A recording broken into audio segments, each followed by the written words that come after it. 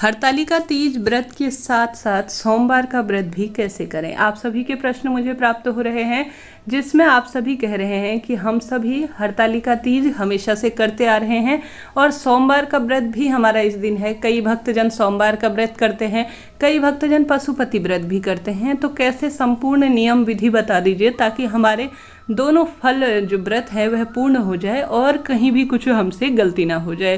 तो इसी पर वीडियो आधारित है। सभी प्रश्नों का आपको इस वीडियो में जवाब मिल जाएगा और साथ ही कोई सवाल रह जाए ना तो कमेंट्स के द्वारा तुरंत पूछ लीजिएगा, सभी सवालों के जवाब आप प्राप्त करेंगे।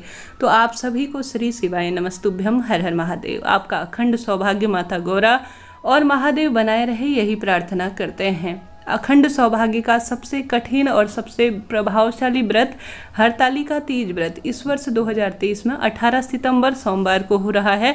महादेव की तिथि है और महादेव का ही व्रत है, अपने आप में दुर्लभ संयोग है।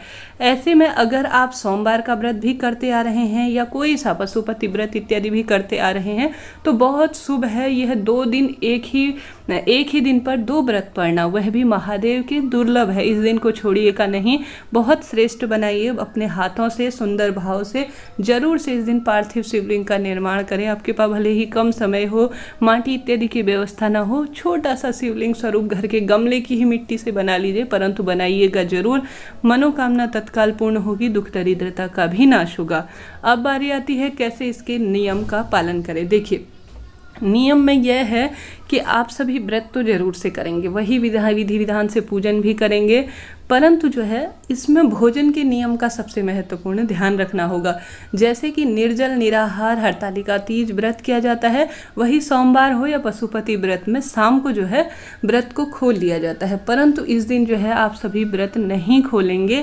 आप सभी जो है जो भी आपको व्रत खोलने इत्यादि के नियम है वह दूसरे दिन हरतालिका तीज जब व्रत खोलेंगे ना उसी समय आपको भोजन या जो है आप पशुपति व्रत का भी जो प्रसाद है अगर करते हैं तो पशुपति व्रत करेंगे तो जरूर, व्रत तो नहीं छोड़ेंगे परंतु करेंगे। व्रत आपका गिना भी जाएगा, कोई दिक्कत की बात नहीं है। अगर आप सभी प्रसाद जो है रख लेते हैं, जैसे पशुपति व्रत में 3 भाग कर लिए जाते हैं प्रसाद के और 2 मंदिर में छोड़ दिए जाते हैं, 1 घर पर कर रख लिया जाता है जो कि हमें भोजन के रूप में ग्रहण करना होता है प्रसाद के रूप में। अब उसे ग्रहण न करते हुए आप सबसे पहले जो आपने हरतालिका तीज के निवृत्त भगवान जी को भोग लगा रखा है उस प्रसाद को जब आप व्रत खोलेंगे ना हरतालिका तीज का दूसरे दिन ब्रह्म मुहूर्त में प्रातःकाल सूर्योदय के साथ साथ, तो उस समय हरतालिका तीज का भी आप अगर जो है जिस विधि से खोलते हैं वो उस विधि से खोलें और पशुपति व्रत को भी आप जो प्रसाद है इससे जो है इस तरह से व्रत को पूर्ण माना जाएगा। व्रत छोड़ना नहीं है, इस बात का ध्यान रखें। व्रत गिना भी जाएगा, परिपूर्ण व्रत भी होगा, विधि विधान से वही पूजा नियम होंगे जैसे आप पशुपति व्रत में सुबह की पूजा करते हैं और साथ ही आप संपूर्ण रूप से जो है नियमों का पालन करते हैं। सुबह की सरल सी पूजा, पूरे दिन भर में निर्जल निराहार आपको व्रत करना होगा, कोई दिक्कत की बात नहीं है। पशुपति व्रत भी मान्य हो जाएगा और साथ ही हरतालिका तीज भी व्रत मान्य हो जाएगा। शाम को प्रदोष काल में हरतालिका तीज व्रत की भी पूजा होती है और पशुपति व्रत की भी पूजा होती है। तो आप सभी क्या करें कि पहले पशुपति व्रत कर ले, फिर उसके बाद जो है आप सभी हरतालिका तीज की व्रत करें। कथा भी दोनों व्रत की सुने, कोई दिक्कत की बात। सुबह के समय संकल्प भी ले रहे हैं तो दोनों व्रत का लें कि महादेव सबसे पहले जो आप नया बड़ा व्रत है उसका संकल्प लें, उसके निवृत्त बड़े व्रत की पूजा करें क्योंकि साल भर में एक ही दिन आपको प्राप्त होगा। दूसरी बार आप जो है सोमवार का या पशुपति व्रत का संकल्प लेते हैं तो उसका संकल्प ले और दूसरी बार उसकी कथा सुने। ज़्यादा जो है पूजा इस दिन, ज़्यादा नियम इत्यादि जो है वह हरतालिका तीज के परिपूर्ण माने जाएंगे क्योंकि साल भर में आने वाला यह व्रत है।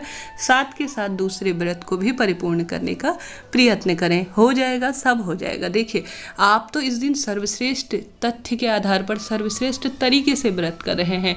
यह दिन निर्जल निराहार और पूरे दिन प्रभु स्मरण का है, तो इससे और अधिक परम सुखों की आपको प्राप्ति होगी, कोई दिक्कत दिक्कत की बात नहीं है। इस तरह से मैंने प्रयत्न किया आपको जानकारी देने का। विधि विधान से पूजा करें, मन में किसी तरह से शंका न लाएं।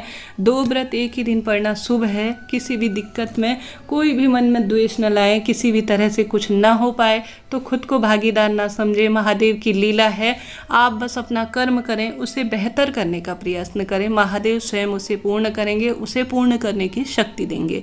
वीडियो उचित उपयोगी रहा हो तो लाइक करें, शेयर करें, सब्सक्राइब करें। श्री शिवाय नमस्तुभ्यम।